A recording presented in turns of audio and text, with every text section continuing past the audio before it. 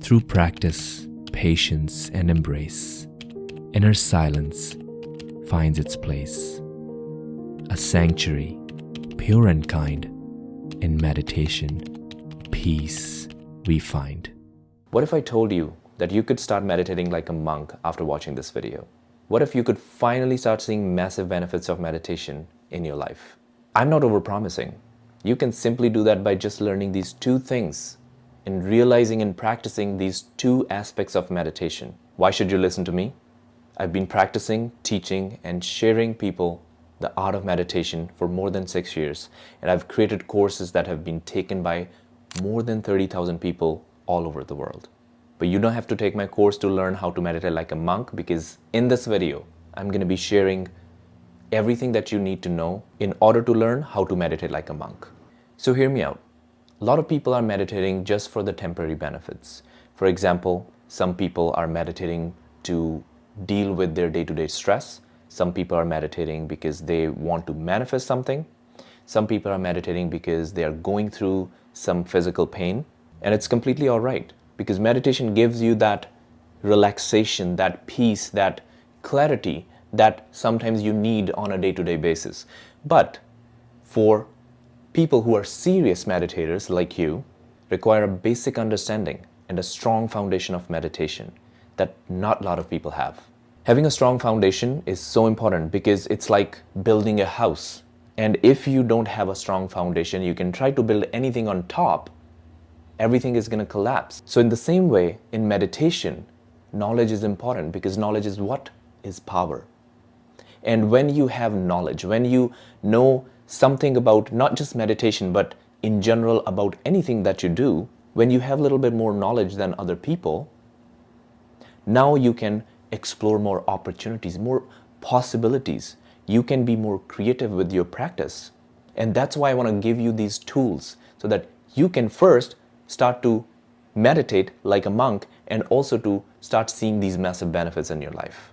Today, there are probably hundreds of meditation styles, but it all boils down to these two types of meditation.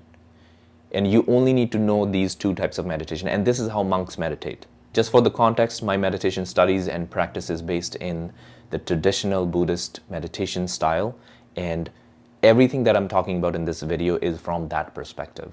So out of the two types of meditation, the first one is shamatha meditation. And in English, it's also called calm abiding or concentration meditation. Shamatha practice or concentration meditation is so crucial because this will help you to first calm your mind, to be with your thoughts and increase your self-awareness.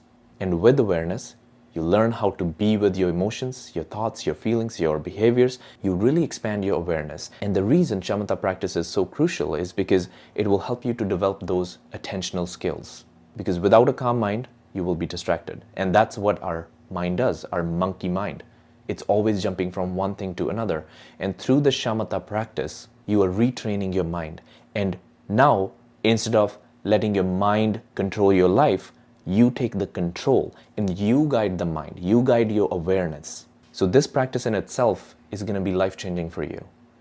But we have to practice that in order to go to the next level in our meditation practice or in our spiritual practice.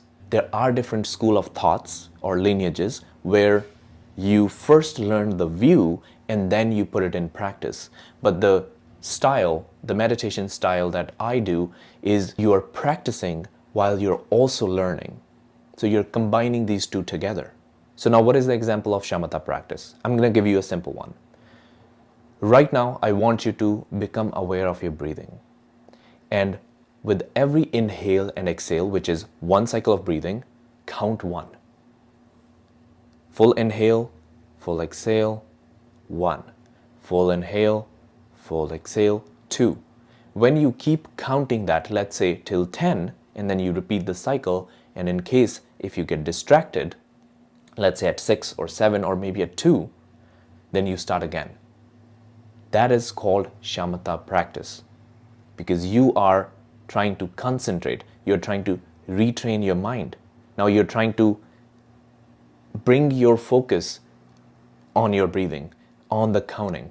So that's one way of explaining shamatha or concentration meditation. And if you're already doing these practices, you're already making progress. So this might be easier for you, but even if you haven't practiced this kind of meditation before, this might be challenging for you in the beginning, but for you especially, it's an advantage because you're going to see massive benefits, big results. Whereas people like me, because I've been meditating for more than 6 years, almost every day, when I am doing these practices, I am not seeing big changes. Because when I first started meditating, I was seeing amazing big changes. Like my life literally changed. I got clarity. I found my, in a way, purpose. At that time, this is what I wanted to do. I got motivation back. I healed myself from mild stages of depression. So again, so many different benefits that you can get out of this practice just by simply learning how to concentrate, how to practice shamatha. And in shamatha practice, there are definitely stages. There are 9 stages of shamatha. And you go from stage 1 to 2 till 9. And in the beginning stages, what we are trying to do is to work with the agitated mind. Because in the beginning stages, our mind is agitated. It's jumping from one thing to another. And in the later stages, when you have some kind of attentional skills, now there's another problem, and that is dullness. You get bored, you get dull, you will fall asleep, and that is another challenge. In the beginning, that can be maybe a bliss, right? That, oh, I meditated and I fell asleep. Amazing. That's what I wanted to do. But for people who are serious about their meditation journey, that can be also a hindrance. But right now, you don't have to focus too much about being dull, because that's like other stages, and maybe we can talk about that in some other video. Now, let's talk about the second part of meditation, and that is called Vipassana meditation, or sometimes it's called Vipassana, depending upon which tradition we are talking about. Because in Theravada tradition, where we use Pali language, and in, let's say, Mahayana tradition, we use Sanskrit language, right? So different tradition, different names, but same meaning. Vipassana is also called insight meditation, and I'm 100% sure that you have probably done insight meditation, or that's the meditation that you normally do. Insight meditation can be a visualization meditation. It can be a loving kindness meditation. It can be a manifestation meditation, law of attraction.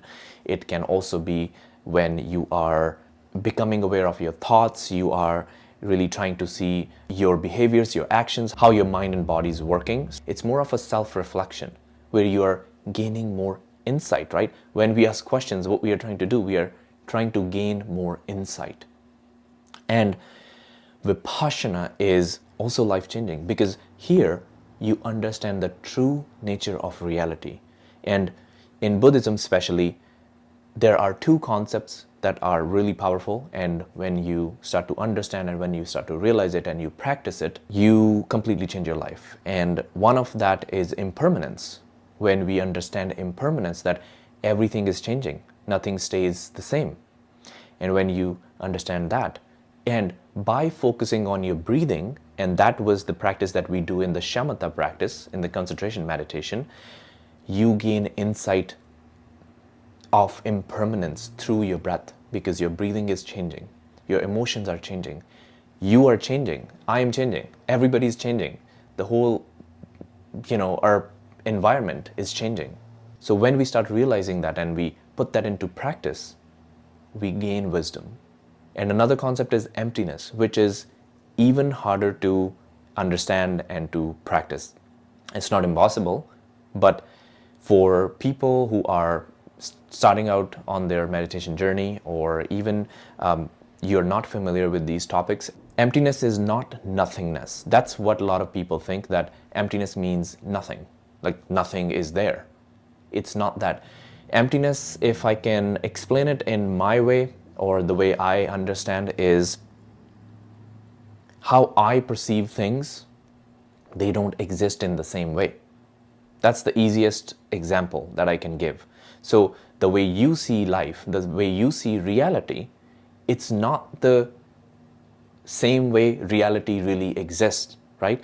If I would say in front of me, I don't know if this is also in the frame, this leaf is green and white or yellow, but